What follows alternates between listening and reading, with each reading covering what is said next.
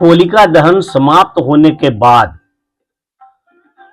तुरंत ही जो अगला मंगलवार होता है, उस मंगलवार से लेकर के रामनवमी उत्सव के मनाने तक जितने मंगलवार होते हैं, उन सभी मंगलवारों को संध्या के समय जितने भी अखाड़े हैं हजारीबाग में नगर स्थित, ये सभी शाम को या गए देर रात तक एक जुलूस निकालते हैं। हनुमान भगवान के स्मरण में मंगला जुलूस कहा जाता है, इसका नाम है। जय श्री राम। मेहता टॉक्स पर आपका स्वागत है। मैं ज्ञानचंद प्रसाद मेहता। वास्तव में इस मंगला जुलूस के निकालने का अभिप्राय यह है कि नगर में जितने भी रामनवमी के अखाड़े हैं, जहां जहां अखाड़े हैं, वहां चैत के प्रथम दिन से ही अखाड़े प्रारंभ हो जाते हैं। वहां पर लोग ढोल ढाक ढम इत्यादि बजते हैं और उस बजने में के क्रम में लोग वहां लाठी सीखने का अभ्यास करते हैं, कुश्ती लड़ते हैं, अन्य प्रकार के शारीरिक वो जो क्रियाएं हैं उनका वो प्रत्येक शाम को नियमित अभ्यास करते हैं।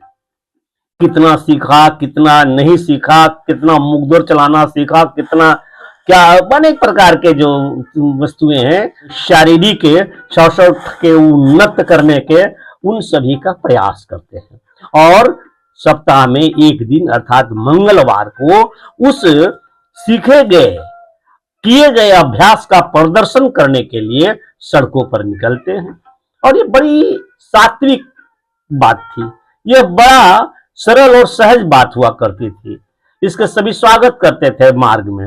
अभी जुलूस रामनवमी का मुख्य बाकी है, लेकिन इस अभ्यास वाला जो शोभा यात्रा है, इस पर लोगों की श्रद्धा रहती थी। हिंदू का भी, मुसलमान का भी, हिंदू का तो रहता ही रहता था। लेकिन इधर कुछ सालों से देखा जा रहा है कि बड़ा अप्रिय स्थिति उत्पन्न हो जाती है मंगला जुलूस पर ही। कभी डीजे मत बजाओ, कभी डीजे बजाओ, कभी भीड़ इतनी हो, कभी भीड़ उतनी हो, इन बातों को ले लेकर के। तो इस बार भी कुछ ऐसा हुआ।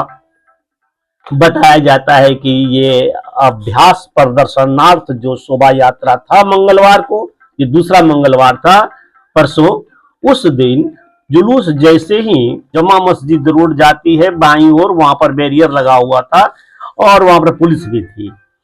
वहां उसके ठीक सामने जो गोल लाठी सीख रहे थे, लाठी चला के जो प्रदर्शन कर रहे थे, उसी गोले में बताते हैं कि पत्थर आके गिरा, ढेले आके गिरे। उसके बाद एक दो ढेले के गिरने की तो बात ही थी, अपने आप सब हड़कंप हुदंग मच जाता था, मच जाना था, बिल्कुल स्वाभाविक बात थी। और इस प्रकार से ये स्थिति बिगड़ गई। दोनों तरफ से दौड़ा दौड़ी धमा चौकड़ी मच गई, पुलिस भी थी और जो पत्थर उधर से आए उन पत्थरों को रोक करके पकड़ करके दूसरे पक्ष से भी पत्थर चले।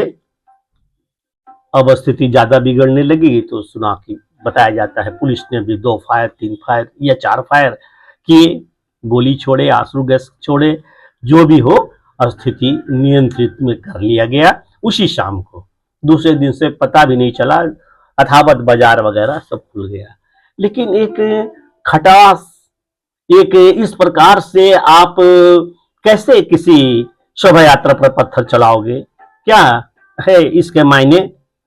मोदी जी के जो ये सौगातें मोदी है उसका रिटर्न गिफ्ट दे रहे हो क्या?